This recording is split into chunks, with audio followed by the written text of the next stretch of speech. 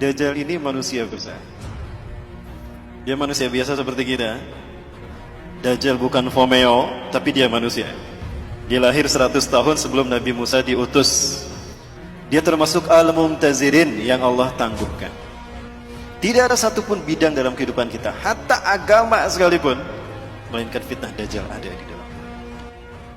Karena para pengikut Dajjal, mereka ingin menguasai dunia, melakukannya dalam 3 ranah: simbol, ritual, dan arsitektur. Itu 3 ranah yang disentuh oleh Dajjal. Maka 3 ranah ini tidak pernah terlepas dari sistem Dajjal: simbol, ritual, arsitektur. Ya, salah satu contoh ritualnya. Orang-orang Yunani, mereka menyembah Dajjal dengan melakukan pawai obor. Pawai obor keliling negeri. Menyembah dewa matahari mereka. Ya, dewa matahari mereka bernama Helios. Ya. Penyembahan kepada dewa matahari mereka yang bernama Helios ini dilakukan dengan pawai obor keliling negeri. Begitu sampai di Bukit Olympus, obor tadi serah terima kepada kaisar. Kaisar terima itu. Ketika kaisar pun lari di lapangan di Bukit Olympus tadi menuju sebuah obor besar.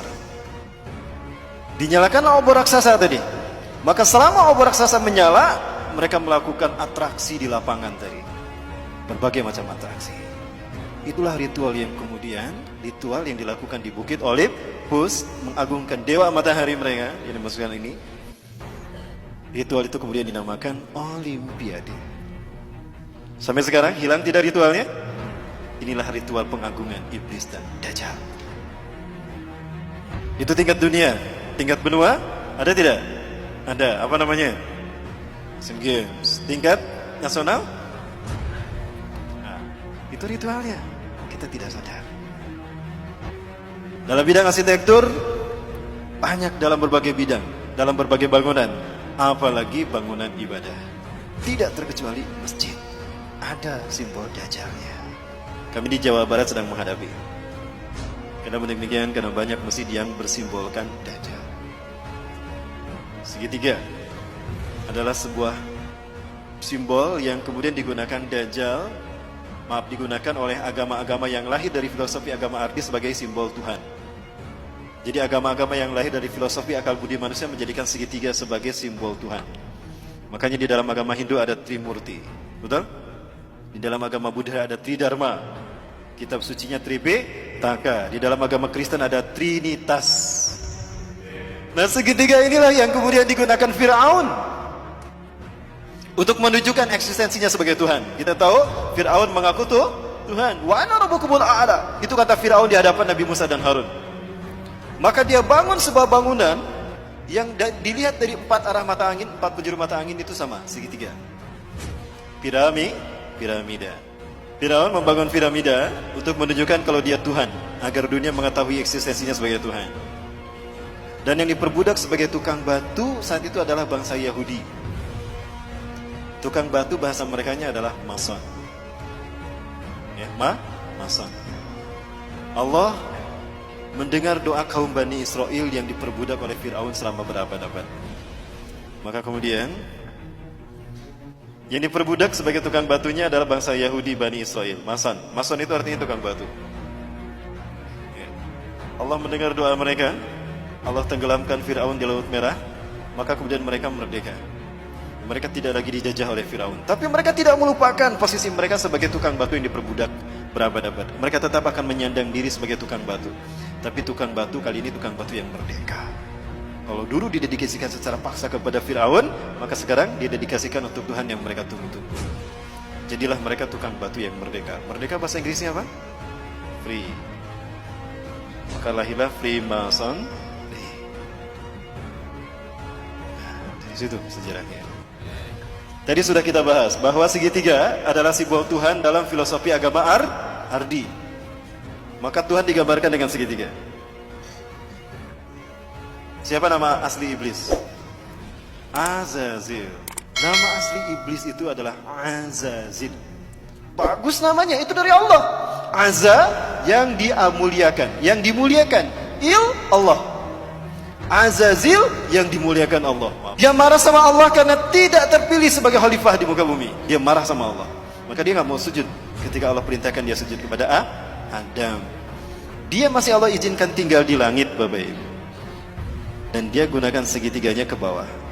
Ini buat iblis.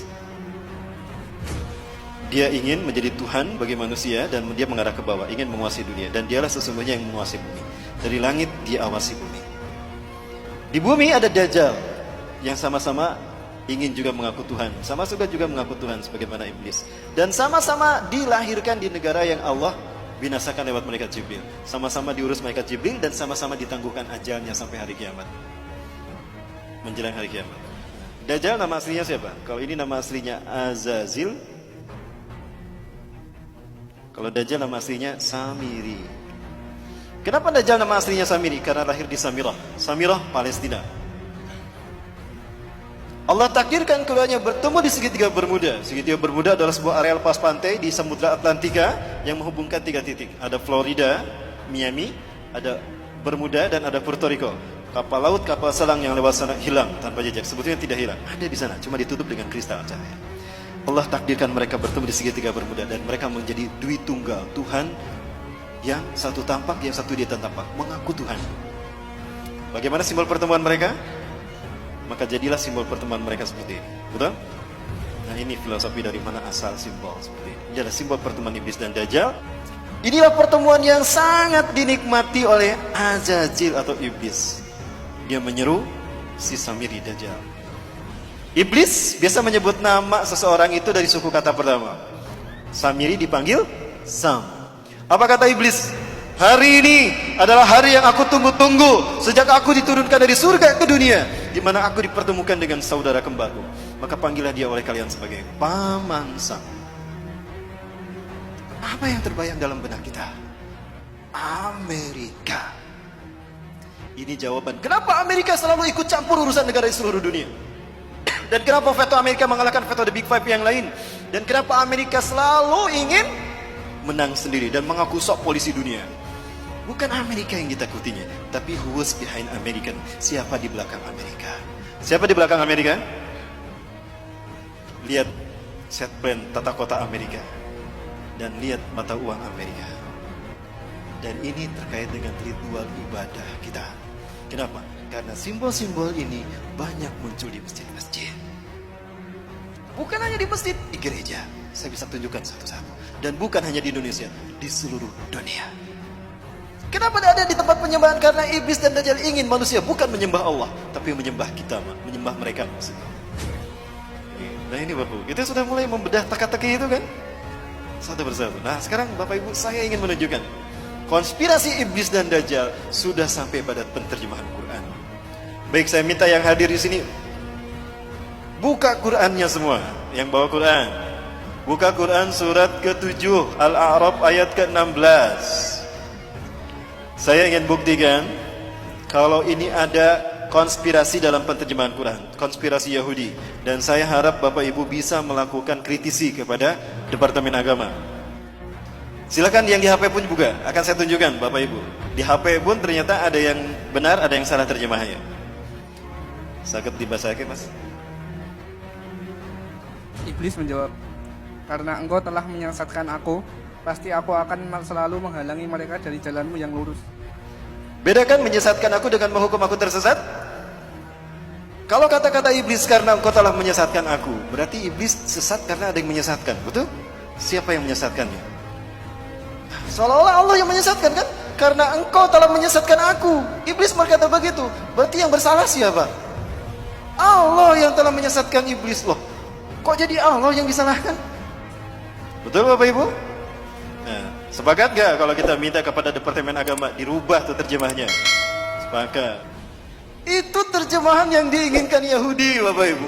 Iblis korban ketidakadilan Tuhan. Harusnya dia yang menjadi khalifah di muka bumi, bukan Adam.